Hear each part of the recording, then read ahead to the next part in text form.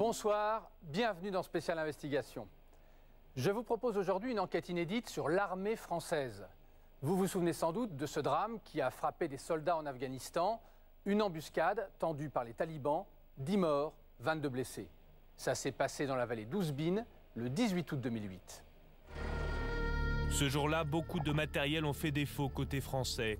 Manque de munitions et d'artillerie. Et surtout, une absence totale de drones et d'hélicoptères de combat. Une pénurie inexcusable à entendre les familles. Quand on en a parlé au président Sarkozy, il nous a dit que le nécessaire allait être fait, que bien sûr ça demandait du temps, que ça demandait de l'argent, mais ça on le sait. Donc quand on n'est pas, disons, à l'optimum de ses capacités, eh ben, on n'avait pas à aller là-bas. La question est posée, nos soldats ont-ils vraiment les moyens de mener leurs opérations? Pour le savoir, nous sommes allés enquêter sur plusieurs bases françaises en Afghanistan. Chaque année, la France consacre 33 milliards d'euros à sa défense. 33 milliards d'euros, c'est le deuxième poste budgétaire de l'État après l'éducation nationale. C'est surtout le troisième budget militaire au monde après ceux des États-Unis et de la Chine. Nous nous sommes donc intéressés aux grands programmes d'armement qui équipent nos troupes, des programmes parfois controversés, comme ceux de l'avion Rafale ou du char Leclerc. Le char Leclerc qui n'a jamais tiré un seul obus, l'avion Rafale, invendable à l'étranger, à moins que, pour la première fois, des négociations avec le Brésil se concrétisent. Notre enquête n'a pas été facile. L'armée n'est pas surnommée pour rien la Grande Muette. Regardez, Armée française, où va l'argent? C'est signé Camille Le Pommelec pour Spécial Investigation.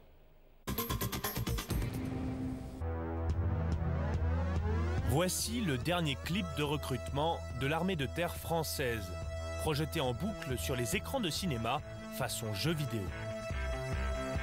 Le spot promet aux recrues de nombreux voyages et l'utilisation d'un matériel de haute technologie, une moto flambant neuve et même du succès en amour.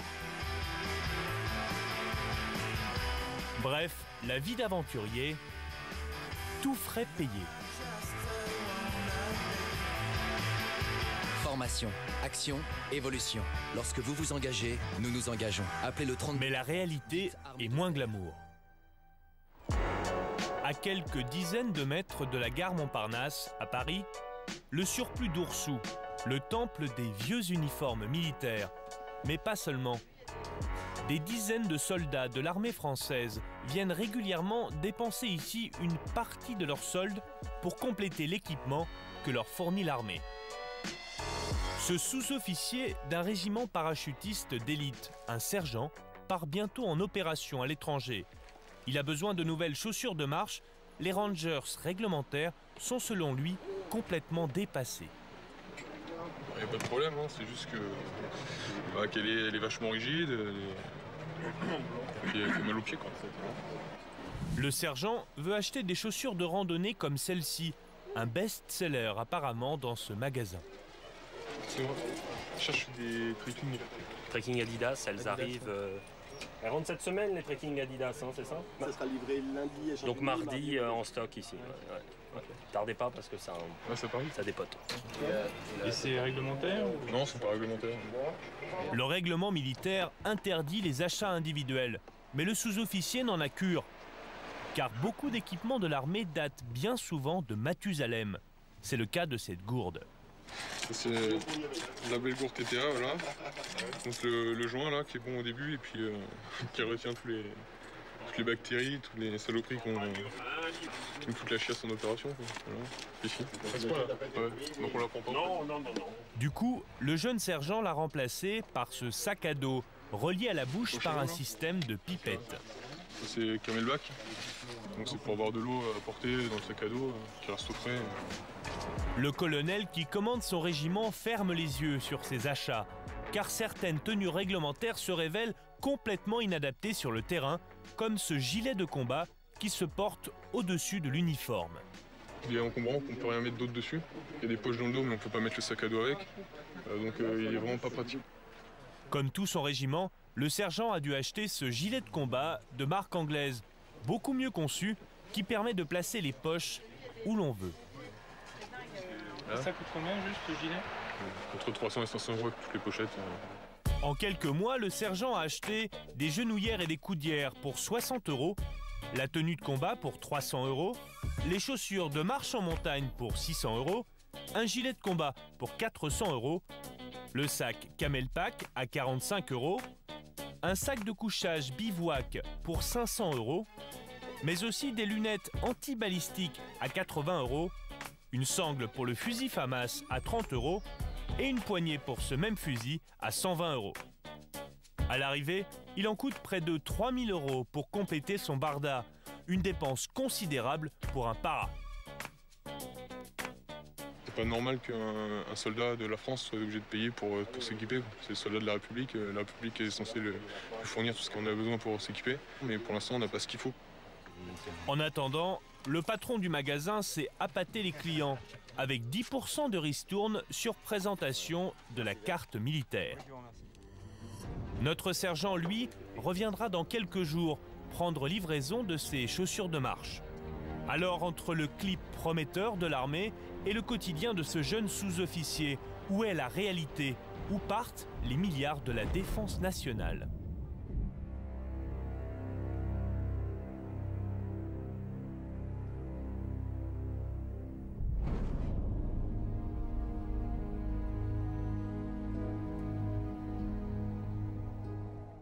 Le 18 août 2008, 10 parachutistes français meurent dans une embuscade en Afghanistan, à Ouzbin. 10 soldats français tués et 21 autres blessés hier en Afghanistan dans une... Un drame qui heurte l'opinion publique. C'est l'attaque la plus meurtrière contre des troupes. Les 10 hommes ont droit à des obsèques nationales. Les prénoms des morts sont égrenés en l'église Saint-Louis des Invalides. Damien, Julien, Anthony, Alexis, Gavin. La douleur des familles est retransmise en direct sur plusieurs chaînes de télévision face au chef d'état-major. Et dans la cour, le président Sarkozy remet aux défunts la Légion d'honneur à titre posthume, une première pour de simples soldats. Je veux que tous les enseignements soient tirés de ce qui s'est passé. Le jour même, des voix s'élèvent pour pointer le sous-équipement des soldats. Des critiques d'abord balayées d'un revers de la main par l'état-major. Le problème afghan. Le niveau d'équipement correspondait à ce que nous étions en devoir de leur fournir pour remplir cette mission. Je vous confirme qu'il n'y a pas eu d'erreur de commandement pendant l'ensemble et de tactique pendant l'ensemble de cette opération. La mission est réussie. Très vite pourtant, une autre réalité émerge. Un petit village quelque part en Charente. C'est ici qu'est enterré le sergent Damien Buil, papa de 2 enfants, est mort à 31 ans dans l'embuscade d'Ouzbin. Son père est éleveur de volailles. 1 an après, son chagrin est toujours aussi vif. Jean-François Buil a un blog où il recense toutes les informations disponibles sur l'embuscade. Il vient de recevoir ce livre qui publie des photos encore inédites. Bon, bah là, c'est la fameuse vallée d'Ouzbin, où il y a eu lieu l'embuscade. De tous, là, il y en a 10 qui ont disparu.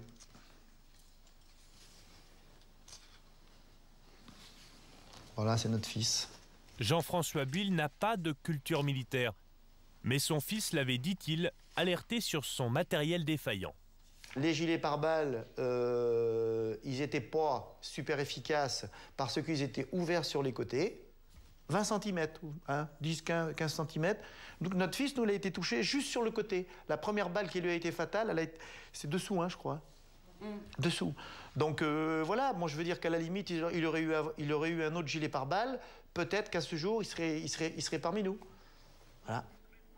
Avec sa femme et 6 autres familles, ils viennent de porter plainte contre l'armée pour mise en danger de la vie d'autrui. Une démarche exceptionnelle. Pour comprendre, direction le CERCAT, le service chargé de l'habillement du soldat, qui sélectionne tous les nouveaux équipements de l'armée.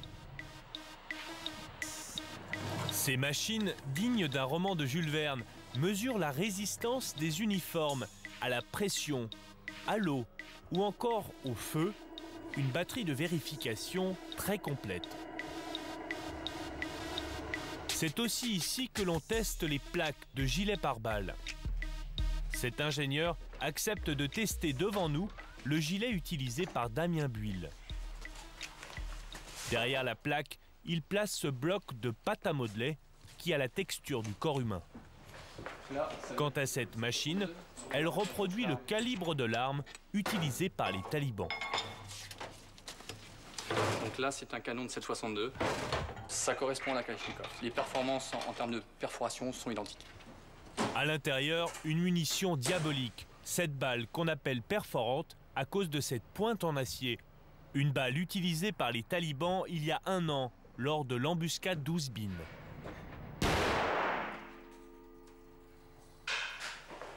Le résultat est dramatique. La balle traverse la plaque comme dans du beurre. Donc vous avez tout d'entrée ici et le trou de sortie ici. Ces plaques-là, maintenant, ont tendance à être remplacées par ce genre de plaques. Le gilet utilisé désormais en Afghanistan depuis l'embuscade est bien différent. La balle s'écrase dans la plaque, mais ne ressort pas derrière. Le soldat est indemne. Le problème, c'est qu'à Ouzbin, les soldats n'avaient pas ce nouveau gilet. La commande avait bien été passée par ce colonel, mais le ministère des Finances avait dans un premier temps reporté le paiement. Comme les marchés sont très importants, il y a des procédures de contrôle financier, mais nous avons voulu aller un peu vite, à juste titre, avec un certain risque pris vis-à-vis des procédures de marché public. Et le ministère des Finances a fait la remarque que ces procédures n'avaient pas été respectées. Résultat, le nouveau gilet pare-balles est arrivé quelques semaines trop tard. Mais Jean-François Buil a découvert des carences encore plus gênantes lors d'un voyage sur place auprès des collègues de son fils. Il apprend qu'il manquait des matériels pourtant indispensables à la guerre en Afghanistan, et notamment des hélicoptères d'attaque et des avions sans pilote, ce qu'on appelle des drones. Nous avons reconstitué le déroulement de cette journée tragique, malgré les zones d'ombre encore nombreuses. À quelques dizaines de kilomètres de Kaboul, le camp de Tora, le centre de la zone française en Afghanistan. Ce 18 août 2008 au matin, une colonne de blindés quitte le camp. Objectif, patrouiller dans le village de Sperkundai, le secteur le plus dangereux de la région. Les véhicules ne passent pas, les soldats doivent gravir le col à pied, sans savoir ce qu'il y a au-dessus et pour cause, aucune reconnaissance aérienne n'a été faite avant, c'est la première faille. Car au même moment, plusieurs dizaines de talibans les observent, répartis sur les crêtes. Logiquement, lorsqu'on prépare ce genre de mission, on se renseigne au cas où il pourrait y avoir éventuellement une embuscade, ce qui s'est passé. Ce qui fait que pour éviter ce genre de choses, on envoie soit des drones, soit des hélicoptères. Ils auraient peut-être vu 150 talibans en haut d'une colline. Rien de tout ça a été fait. À 15h45, des tirs de Kalachnikov et de roquettes éclatent. Nouvel écueil, les mortiers censés couvrir les soldats ne fonctionnent pas. Les renforts arrivent du ciel quelques dizaines de minutes plus tard, sous la forme d'Apache, des hélicoptères de combat américains. Côté français, rien, aucun hélicoptère de ce type n'est disponible. Il y a bien 2 hélicoptères de transport Caracal, mais ils n'arriveront sur place que 2 heures plus tard.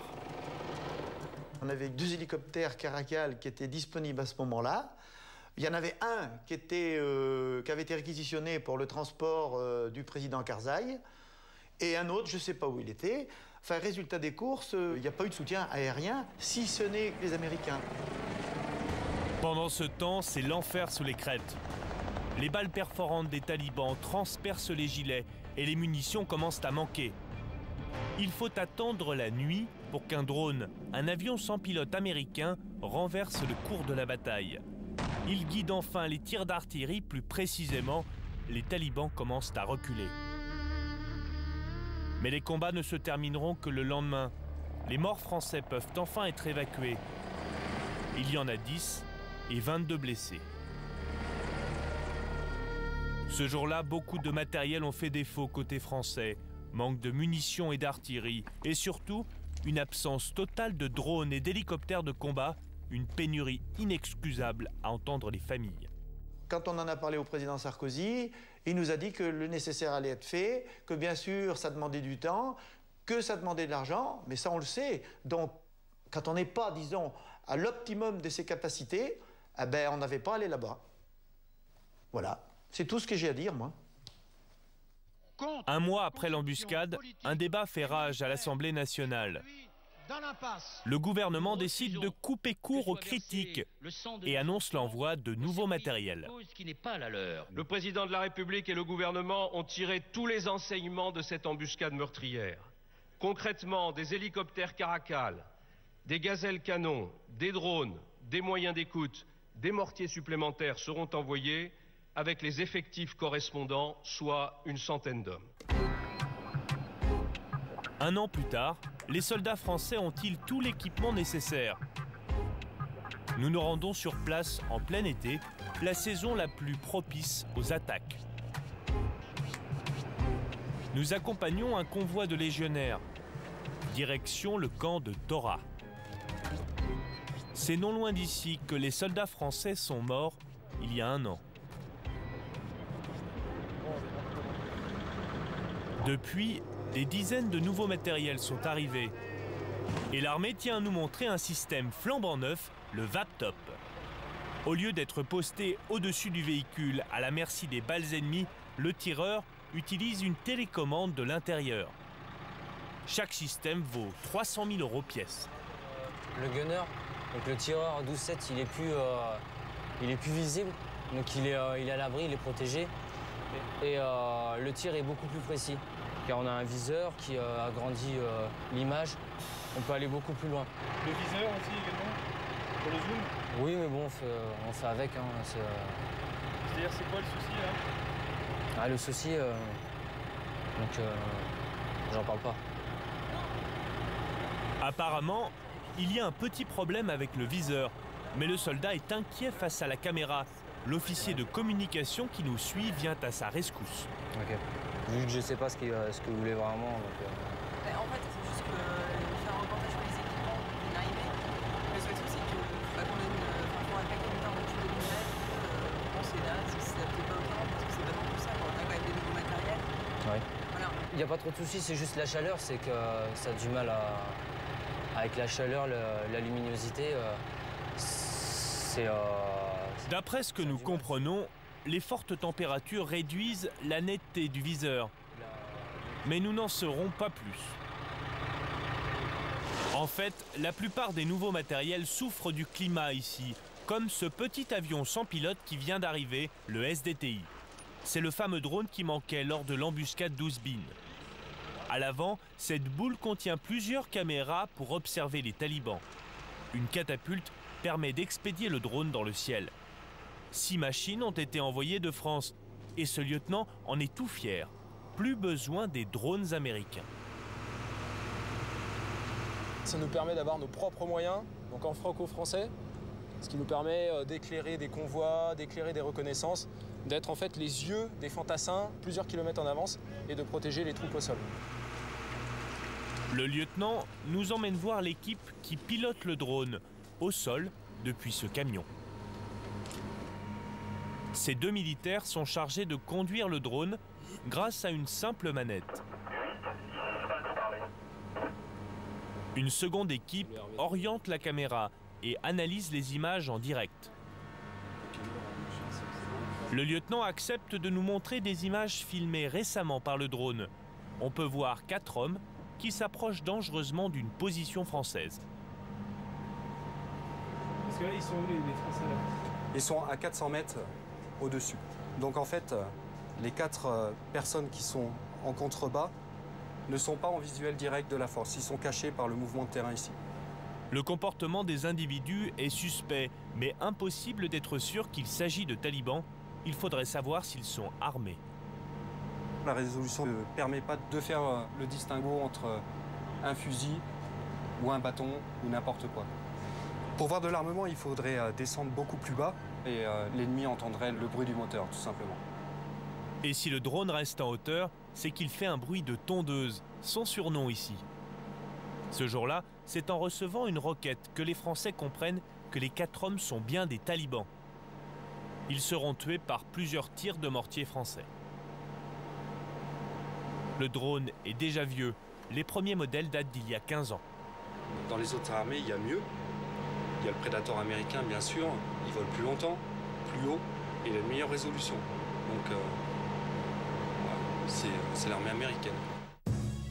Le fameux Predator qui fait fantasmer les Français, le voilà.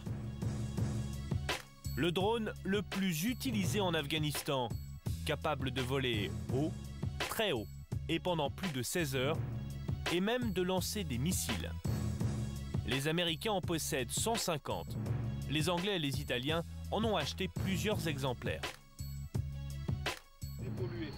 À Tora, les légionnaires français préparent une opération très importante pour le lendemain. 300 hommes en patrouille dans une vallée mal connue. Le drone est chargé de vérifier que les talibans ne préparent pas d'embuscade à partir des crêtes. Le capitaine écoute attentivement. Un premier vol est prévu dès ce soir. Briefing pour la mission de 20 h de ce soir. Je rappelle le contexte. Le but va être de détecter des éventuels renforcements par des dispositifs d'insurgés qui pourraient venir des vallées voisines. Donc les axes d'infiltration sur lesquels on... Pendant la réunion, surprise, nous constatons que le drone supporte mal la chaleur. Il ne vole que le soir et le matin. Pendant les heures les plus chaudes de la journée, les Français s'en remettent notamment au Predator américain, comme en témoigne ce tableau de mission. Le vol est prévu en début de soirée. Mais seconde surprise, l'attente se prolonge. Apparemment, il y a un problème de vent. En fait, il faudrait qu'on ait un vent de face pour pouvoir décoller. Et là, en ce moment, le vent est dans le dos. Et malheureusement, avec un vent de dos, ça plaquerait l'avion. Et on risquerait de se cracher en sortant de la catapulte. Il est 23 h. Le lieutenant fait un dernier point météo. Je ne sais pas si vous arrivez à voir. La direction de la grande flèche rouge, ça indique d'où vient le vent. Et là, on voit bien que le vent il vient du sud-est, donc de notre dos. Déplacer la catapulte prendrait 5 heures. Trop long. Le vol est annulé. Se faire une raison, hein. De toute façon, effectivement, on ne remplit pas la mission. C'est dommageable.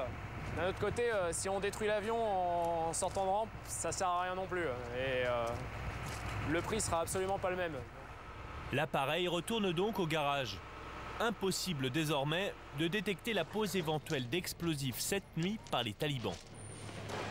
Selon le lieutenant, une mission sur 4 est annulée à cause du vent.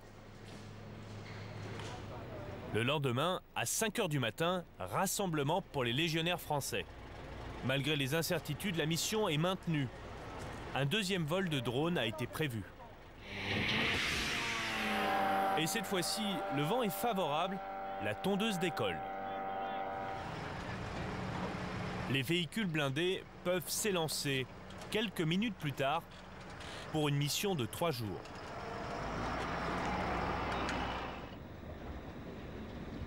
Une heure et demie après, retour du drone. Il atterrit sur 7 pistes à l'aide d'un parachute. A priori, tout va bien. Il n'y a pas pris de trou, il n'y a pas fait de cailloux, donc c'est bon. Normalement, il sera très certainement disponible d'ici quelques heures. Mais tous les atterrissages ne se passent pas aussi bien. Le lieutenant nous montre le lieu d'un crash récent. Avec le vent, pour une fois, l'avion, au lieu de descendre trop vite, il ne descendait pas assez vite. Il a dérivé et on l'a retrouvé là-bas. Donc il a fallu élinguer par hélicoptère. Il nous a soulevé l'avion et il l'a posé ici. Il était dans quel état? Une semaine après, il revolait. C'est d'autant plus préoccupant que 2 drones sur 6 avaient déjà été mis hors service au premier trimestre 2009, comme en témoigne ce document interne à l'armée. Le 6 janvier, un premier drone tombe sur les rochers. En cause, une coupure inopinée du moteur. Conclusion de l'armée, il faut une reconstruction intégrale du drone. Un mois plus tard, jour pour jour, un autre appareil a carrément été détruit. Motif, le déclenchement des airbags au lancement. Du coup, le drone s'est crashé et même, il a pris feu au sol.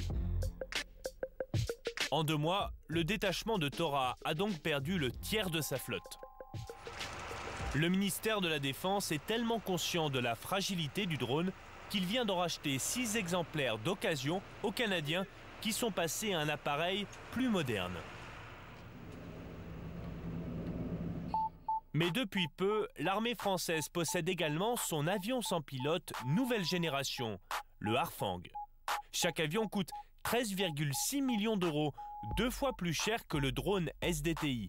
Ses performances sont bien meilleures, mais lui aussi est très fragile. Base américaine de Bagram.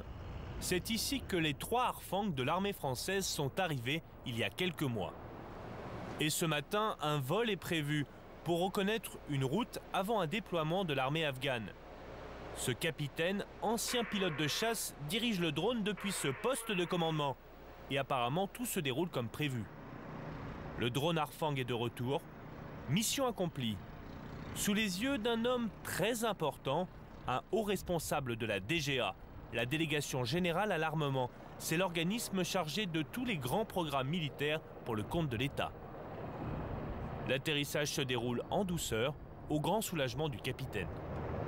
Mais de retour dans le hangar, nous constatons un gros problème. L'armée est censée disposer de 3 appareils, il n'y en a que 2. Le 3e a eu un accident, il est en réparation en France depuis plusieurs mois. Et les soucis ne s'arrêtent pas là. Sur les 2 Harfang présents ce jour-là, l'un d'entre eux n'est pas en état de voler. Apparemment, des ennuis de moteur, même si le capitaine a du mal à l'admettre. Il n'est pas immobilisé, hein. Il est apte au vol. Il n'y a pas de problème, celui-là. Et il n'a pas de moteur, apparemment. Pas pour l'instant, mais il arrive, le moteur. Ça prend un peu de temps? Non, c'est les délais normaux. C'est-à-dire? Ah, ça prend un certain temps. 5 mois après le tournage, il ne volait toujours pas. Le responsable de la DGA assume ses soucis mécaniques, mais il n'est pas d'accord avec l'industriel européen EADS sur le coût des réparations. En phase de démarrage comme ça, il y a toujours des discussions difficiles avec l'industrie pour savoir combien nous sommes prêts à payer pour avoir la disponibilité du matériel. Ce n'est pas une disponibilité à n'importe quel prix. Et surtout quand on est un petit pays, pas trop riche, où on ne peut pas mettre des moyens colossaux partout. Il faudra attendre 6 mois après notre tournage avant que la DGA achète à EADS un nouveau drone. La France dépense déjà beaucoup d'argent pour l'Afghanistan, au moins 100 000 € par soldat pour l'année 2009. Mais on est bien loin du budget américain, 700 000 € par soldat et par an. D'où des manques constants en équipement sur les drones, mais aussi sur les hélicoptères. Dans le ciel de Kaboul, ce matin de juillet 2009, un gigantesque avion transporte 3 exemplaires de l'hélicoptère de combat Tigre. Un moment historique. C'est la première fois que cet hélicoptère de nouvelle génération s'apprête à faire la guerre. On est vraiment très fiers aujourd'hui de pouvoir enfin utiliser cet hélicoptère sur un théâtre d'opération. Cela fait déjà bien longtemps que ces pilotes attendent de voir ces pales descendre sur un tarmac.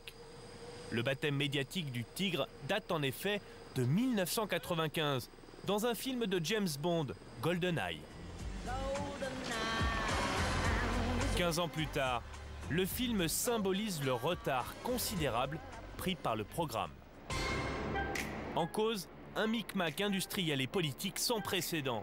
Le Tigre a été commandé avec d'autres pays européens. Il a donc fallu attendre la conception de 25 versions différentes de l'appareil. À l'arrivée, des années d'attente pour les soldats français au sol, contrairement à d'autres pays présents en Afghanistan. Les Américains ont de l'Apache, les Anglais ont aussi de l'Apache, les Hollandais également. Pour la partie française, il vient combler ce petit manque d'appui feu qu'on avait. De fait, l'Afghanistan n'a que très peu de routes et elles sont très dangereuses. Un hélicoptère de combat comme le Tigre est indispensable pour protéger les soldats au sol, mais cela ne suffit pas. Il faut aussi acheminer le plus de troupes possible grâce à de gros porteurs. Et la star dans le domaine, c'est l'hélicoptère américain Chinook, célèbre depuis la guerre du Vietnam. L'armée hollandaise en possède 2 exemplaires sur la base de Kandahar. Chacun d'entre eux peut transporter environ une cinquantaine de personnes.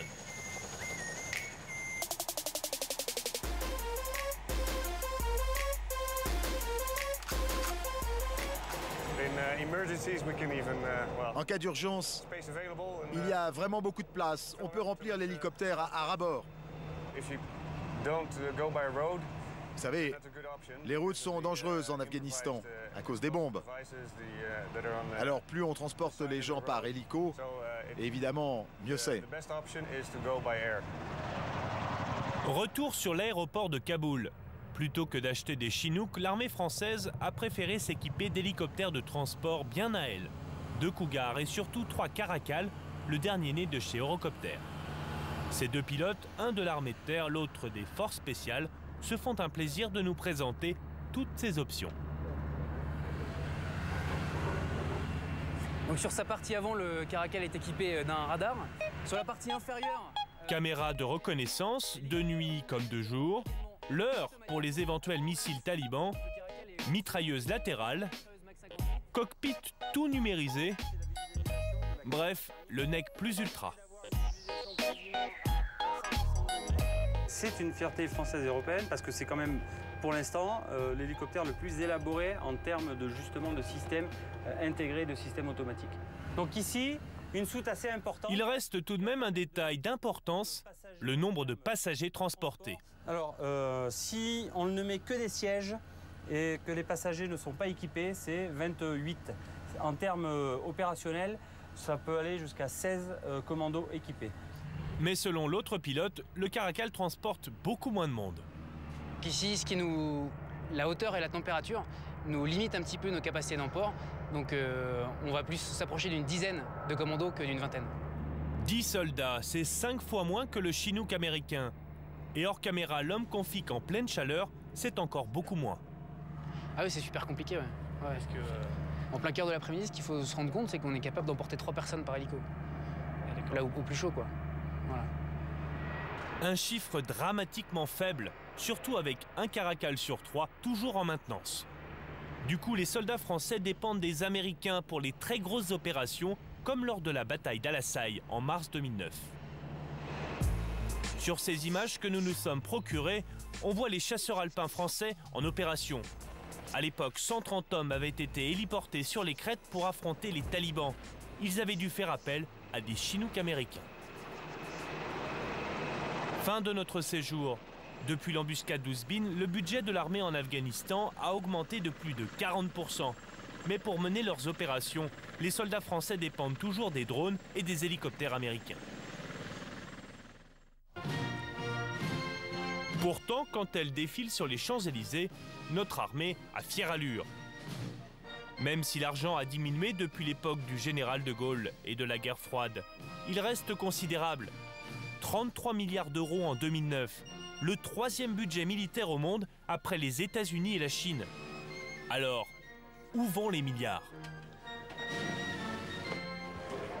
Au ministère de la Défense, on a une réponse toute trouvée. 33 milliards d'euros, ce n'est pas si important que cela pour Hervé Morin. Déjà, il y a le nucléaire qui c'est 25% du programme d'équipement. 2, il y a bien entendu la masse salariale. Bon. Et donc, en fait, sur les équipements majeurs, c'est 10 milliards d'euros.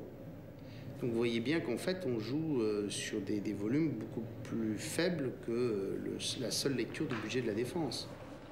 Le vrai budget, ce serait donc 10 milliards que le ministre doit répartir sur une multitude de programmes. Car depuis De Gaulle, la doctrine, c'est l'indépendance nationale. La France ne veut dépendre de personne pour ses armements. Paris a mis au point ses propres sous-marins, 10 au total. Son porte-avions, le Charles de Gaulle. Ses satellites militaires. Ou encore des véhicules blindés légers 100% made in France. Et il y a de vraies réussites, comme le nouveau canon César, d'une portée de 40 km. La société française Nexter en a déjà vendu 80 exemplaires à l'étranger. Ou l'uniforme de nouvelle génération Félin, avec sa lunette de visée nocturne et son écran numérique qui permet de tirer tout en restant protégé. Le félin a été développé par la société française Sagem et intéresserait l'armée russe. Au nom de l'indépendance nationale, le gouvernement fait presque toujours appel à des industriels systématiquement français ou européens. Mais parfois, cette logique hexagonale conduit à des échecs industriels. Le char Leclerc, 56 tonnes et une vitesse maximum de 80 km/h. La fierté de l'armée de terre, mais un coût gigantesque pour une utilité très incertaine. Car à l'origine, le Leclerc, c'était fait pour la guerre froide. Quand il a été commandé à l'entreprise nationale Giat Industrie dans les années 80, c'était pour combattre ça. Les milliers de chars du pacte de Varsovie. Sauf qu'en 1989, avec la chute du mur de Berlin, la menace soviétique prend fin. Mais impossible d'annuler les commandes sans couler l'entreprise. L'armée française se retrouve donc avec 400 chars sur les bras et des soucis techniques en pagaille, dénoncés il y a quelques années par un rapport parlementaire. Pour comprendre pourquoi, une équipe de Canal+ s'était rendue à l'époque au principal régiment de chars de l'armée, à Mourmelon dans la Marne. Direction le hangar de réparation. C'est facile à réparer? C'est assez inaccessible quand même. C'est qu'il y a beaucoup d'entretien. Beaucoup d'entretien, puis il faut aller dedans. Exemple de problème technique épinglé par le rapport à l'époque, la tourelle. Réponse du représentant du constructeur. En effet, peut-être a-t-il été constaté des mouvements de tourelle allant à l'encontre de la consigne de l'utilisateur. Autre problème, les freins. Il y a des soucis de température, mais ça n'est pas très clair. Ce sont des freins en carbone qui sont efficaces quand ils sont chauds.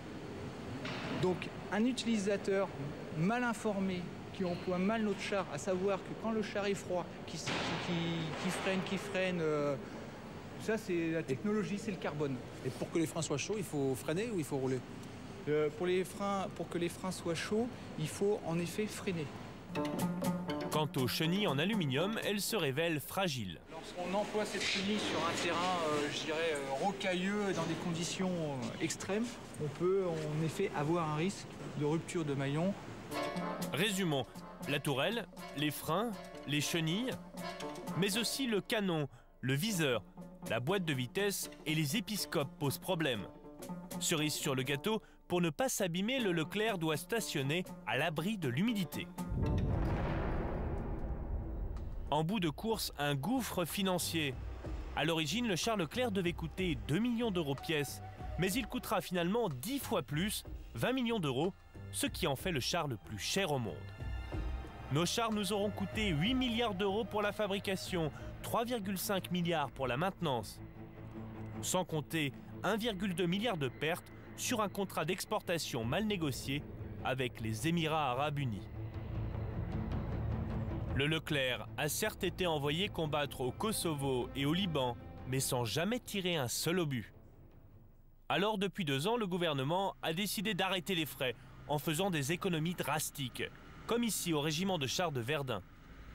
Nous pénétrons dans la zone de stockage toute neuve. Elle a des airs de cimetière. Sur les 60 chars du régiment, 54 restent cantonnés dans ces hangars pour éviter les coûts de maintenance. Comme celui-ci, qui ne quitte plus son box depuis des mois. Alors, pour s'entraîner, les pilotes ne disposent plus que de 6 Leclerc, et encore seulement quelques heures dans l'année. D'où une franchise assez inhabituelle chez un militaire. On ne dispose pas actuellement d'assez de matériel à notre niveau pour pouvoir s'entraîner avec un nombre d'heures suffisante. On va se retrouver, ça se trouve, 2 mois entiers sans toucher au char. Il nous manque quand même du temps pour servir ce matériel. Alors vous êtes devenus des fantassins, quoi. Voilà, on varie les métiers. Pour expliquer cette situation, le chef de corps se mue en défenseur des contribuables. Chaque euro qu'on dépense pour s'entraîner, c'est un euro qui était gagné par nos concitoyens. On a le devoir, comme militaire, comme contribuable, de faire au mieux et d'optimiser chaque euro qu'on dépense. Selon une source à l'état-major, une vingtaine de chars Leclerc auraient même été envoyés servir de cible sur des champs de tir. Et ce n'est pas tout. Un tiers des Leclerc de l'armée, soit 130 chars, ont été soldés à 40% sur le marché international de l'occasion, sans succès pour l'instant. Mais le Leclerc n'est pas le seul gâchis industriel, surtout quand la fierté nationale s'en mêle. Voici l'avion de combat Rafale du groupe Dassault Aviation. Sur le papier, c'est l'un des meilleurs appareils militaires au monde. Combat aérien, bombardement, il est même capable de se poser sur le porte-avions français. Mais à près de 135 millions d'euros pièce, c'est presque l'équivalent de son poids en or. La France avait-elle les moyens de financer seule un projet aussi pharaonique ? Au début des années 80, le président Mitterrand veut développer un nouvel avion de combat avec d'autres pays européens. En s'associant, ça devrait coûter moins cher. Mais Serge Dassault et son père Marcel vont convaincre le président de faire cavalier seul. Le ministre de la Défense de l'époque est un peu sceptique, mais il doit s'incliner.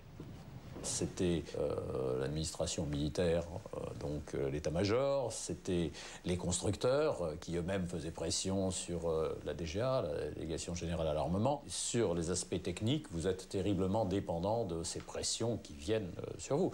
Aux États-Unis, c'est Eisenhower, je crois, qui avait dénoncé avant de partir la toute-puissance de la technostructure du lobby militaro-industriel. Cela fait déjà bien longtemps que l'entreprise Dassault est proche du pouvoir. Depuis les années 50, Tonton Marcel, comme on l'appelle, a réussi à monnayer ses avions à tous les présidents de la République. Et notamment le Mirage, qui se vend partout dans le monde dans les années 60 et 70. Le Rafale est présenté au public pour la première fois en 1985. Quelques temps plus tard, l'industriel pense en vendre 1000 exemplaires à l'export. Mais très vite, les choses se gâtent. En 1988, un projet de rapport parlementaire révèle que la France n'a peut-être pas les moyens de se payer le Rafale. Bizarrement, ce rapport ne sera jamais publié, mais manque de chance, il tombe entre les mains d'un journaliste de l'Express, qui titre à l'époque « Le gouffre à milliards ». Le financement du programme n'est pas assuré en totalité.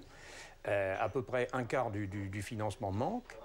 Et que donc la question est de savoir comment on va le financer. Dassault et le gouvernement prétendent que des gouvernements étrangers vont se rallier au programme, ce qui ne sera jamais le cas. Faute de partenaires européens, le programme est étalé dans le temps. Les premiers Rafales seront livrés avec 10 ans de retard, ce qui a fait déraper les coûts. Explication d'un économiste indépendant qui s'est plongé dans les chiffres. On part de 18 milliards d'euros, on est à 39 milliards, c'est-à-dire quelque chose comme plus qu'un doublement. Alors ce coût total, au moment où on parle, c'est une estimation forcément. C'est un chiffre virtuel puisque le programme n'est pas terminé. Face à cette somme astronomique, au moins 40 milliards, acheter un avion étranger aurait sans doute coûté moins cher. Mais Serge Dassault a toujours opposé un argument massu, la sacro-sainte indépendance nationale. Parce qu'acheter un avion aux États-Unis, c'est acheter un avion, acheter des armements, acheter l'électronique. Eh ben, les États-Unis vous disent non, cet armement-là, vous ne l'aurez pas. L'électronique, vous ne l'aurez pas. Et puis non, n'utilisez pas cet avion dans telle opération parce que ça ne nous plaît pas. On perd son indépendance. C'est pas comme acheter une bagnole. Seul espoir qui aurait permis de rentabiliser le Rafale, l'exportation. Mais comme l'avion a pris du retard, il doit affronter une concurrence plus rude, notamment américaine. Et malgré de bons classements, il rate les contrats avec la Corée du Sud, Singapour, l'Arabie Saoudite, la Pologne et même avec l'ami marocain. Alors, en 2009, le président Sarkozy reprend les choses en main. À l'occasion de l'inauguration de la base d'Abu Dhabi, il relance un contrat de 60 Rafales en négociation avec les Émirats. Face aux caméras, le président met les pilotes français à contribution. En anglais, s'il vous plaît. You speak English? Yeah, please speak English. Where do you come from? We come from Saint-Dizier Airways. Vous avez bon espoir que Sarkozy, c'est signé, pas signé le contrat? Ça progresse. Le président Sarkozy affiche son optimisme, mais la facture risque d'être salée pour l'État et donc pour le contribuable. Car les Émiratis exigent que la France reprenne leurs anciens avions Mirage achetés il y a 10 ans.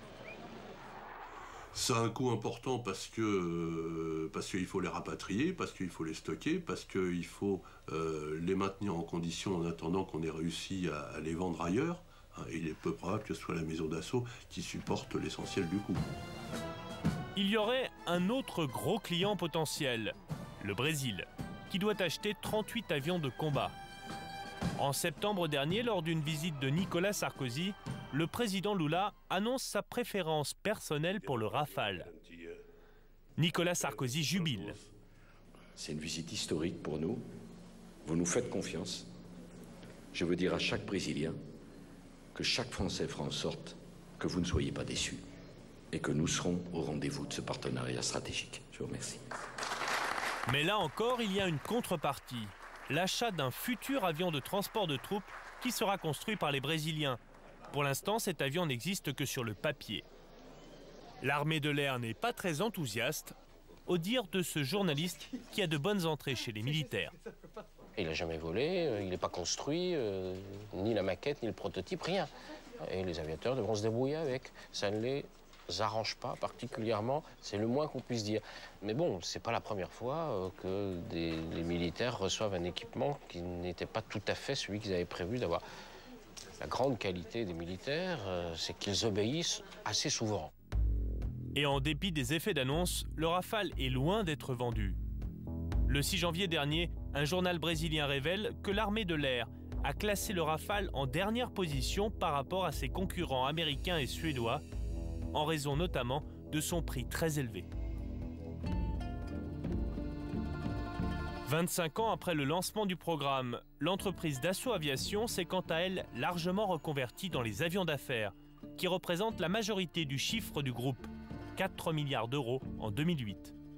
Et selon le magazine Forbes, Serge Dassault possédait début 2009 la 5e fortune de France.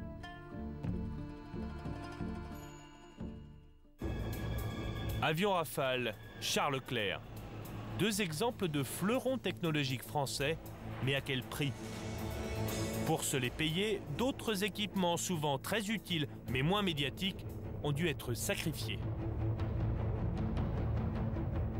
Un petit mortier d'infanterie ou des lunettes de protection ou des chaussures ou un treillis plus résistant ou un sac plus adapté, c'est plus facile de réduire ça, ça ne se voit pas, c'est pas très spectaculaire que de dire nous n'allons pas construire un deuxième porte-avions, nous allons réduire le nombre de Rafales parce que réellement, il y a un poids industriel et puis le poids des symboles aussi, qui est peut-être même plus important. Un porte-avions, c'est le symbole de la puissance de la France. Le fait que les soldats français aient des bouchons protecteurs pour qu'ils ne deviennent pas sourds chaque fois après avoir trop tiré, c'est pas le symbole de la puissance de la France. Aujourd'hui, sur Internet, dans des blogs spécialisés, de plus en plus de militaires se lâchent contre les économies qui plombent leurs conditions de travail. Notre sous-équipement chronique, écrit un soldat. Le manque aberrant de moyens, dénonce un autre. Même le chef d'état-major de l'armée de terre en personne est attaqué sur son blog, où les soldats critiquent l'équipement de façon anonyme. Et même, ils interpellent leur patron. Avez-vous déjà essayé de dormir dans le duvet hiver, demande l'un. Avez-vous déjà essayé de tirer avec les gants de combat, titille l'autre. Mais les critiques les plus virulentes se retrouvent sur les forums des pilotes d'hélicoptères de l'aviation légère de l'armée de terre, l'ALAT. On y dénonce notamment l'ambiance de sinistrose qui y règne. Nous avons sollicité le service de communication de l'armée de terre. Objectif, aller filmer sur une base d'hélicoptères. En communication avec le ministère de la Défense. Veuillez patienter quelques instants. Merci. Mais après 3 mois d'attente, cela semble toujours problématique. Allô? Oui, allô, colonel? Oui, bonsoir monsieur. Oui, bonsoir. Je vous rappelais, il n'y a pas de nouvelles? Non. Ce que je vous ai dit, c'est que le chef de corps, pour le moment, il avait été très défavorable. C'est pas toujours le bon moment. Oui. Enfin, ça fait 3 mois, quoi. Donc c'est pour ça que... C'est pas porte ouverte en permanence. À bientôt. Bonsoir, colonel. Faute d'autorisation, nous avons pris rendez-vous quelque part en France avec un pilote de l'armée de terre. L'homme accepte de nous parler, malgré les répercussions possibles sur sa carrière. Je m'expose au risque de sanctions, non seulement sur le plan militaire, mais que sais-je après en termes de pression sur mon avenir. En 20 ans de carrière, le pilote a vu les appareils vieillir et les conditions de vol se dégrader. On a des machines qui sont dans un état qui n'est pas très bon sur les territoires d'opération extérieure. Inévitablement, à un moment ou à un autre, ça engage la sécurité des vols. On sait qu'on va partir avec un instrument en moins, avec une fonction en moins à bord. Moi, je me suis retrouvé à voler avec un Puma sur lequel les freins n'étaient pas disponibles. Les conséquences auraient pu être importantes. Et un document interne à l'armée montre que ce n'est pas un cas isolé. Nous nous sommes procuré le rapport 2008 du CPSA, le service d'inspection des hélicoptères. Un document explosif. Il révèle que près d'une machine sur deux n'est pas en état de voler et donne des détails. Les hélicoptères Gazelle, par exemple, un hélicoptère sur deux peut décoller. Même proportion pour les hélicoptères Tigre. Avec les Caracal, c'est bien pire. 1 sur 3 seulement est en état de voler. D'où cette conclusion acerbe du chef du CPSA, la sécurité aérienne reste particulièrement fragile. Ce graphique montre que le nombre d'heures de vol global a baissé de moitié depuis 20 ans. Au même moment, le nombre d'accidents n'a jamais été aussi élevé, 8 en 2008. Moins d'entraînement, plus d'accidents, les deux sont liés pour notre pilote qui vole 2 fois moins qu'il y a 10 ans.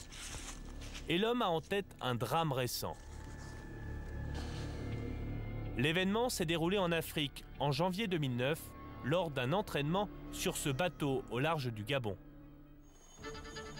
La mission cette nuit-là pour les deux pilotes, déposer un commando en forêt. Mais la visibilité est extrêmement réduite, ni lune ni étoile.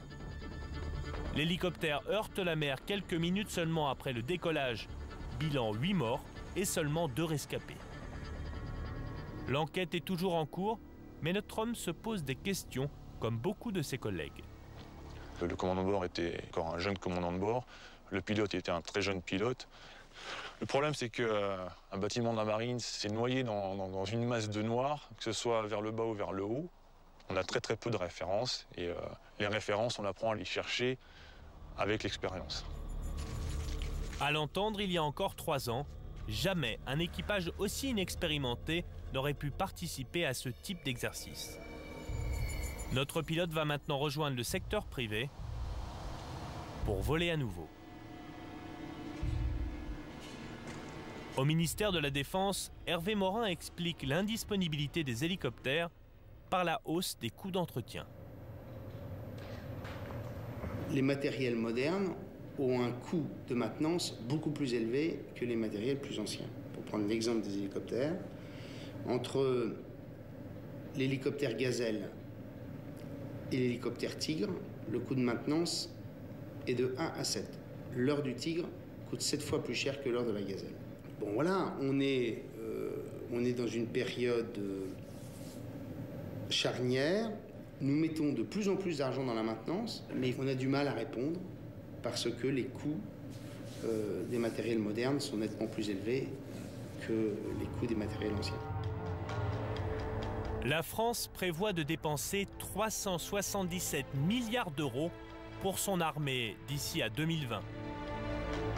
Malgré cette somme colossale, le vieux mythe gaulien d'indépendance nationale a du plomb dans l'aile.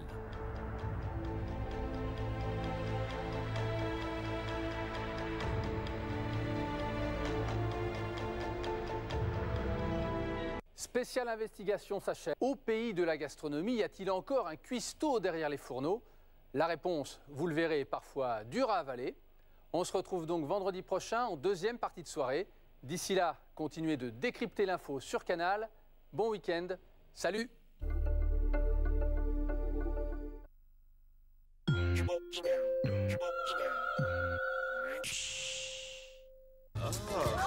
Êtes-vous disposé à travailler avec le Mossad? Vous faites du sport? Même pas. Oh, ce tignasse! Je vois pas bien l'intérêt de ressembler à une femme.